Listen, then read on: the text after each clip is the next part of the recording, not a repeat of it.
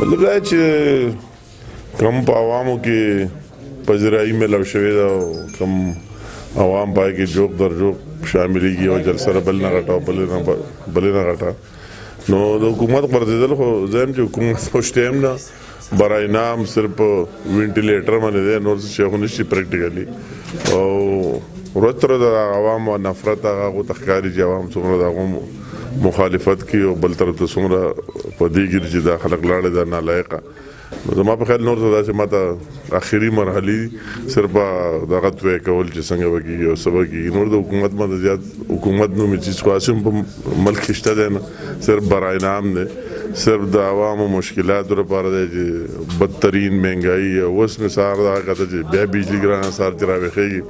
نو نن دا ګران شو نن دا ګران شو نن دا مصیبت راغی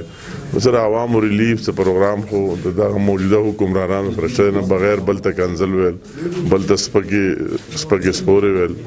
بل ته غل ډاکو ویل او ځان له چې څه کوي نو خیر ښیګت دی نو زما امید دی انشاءالله تعالی چې کوم زموږ د پی ډي ایم یو کامن ډیمانډ دی مشترکه چې په ملک کې دوباره فری اینډ فیر انتخابات وشي او څوک چې عوام چې څوک راولي هغو ته حکومت حواله شي او دا شته سیستم د ختم شي انشاءالله تعالی کېږي به هم داسې هېڅ اختلافات پی ډي ایم کې نشته په دې خبره د ټولو کنسنسس دی چې دا حکومت ختمېدل پکار دی او دوباره په ملک کې فری اینډ فیر الیکشن پکار دی نور د هر چا خپل طریقه کار دی چې هغه الفاظ استعمالوي د هر لیډر د هرې پارټۍ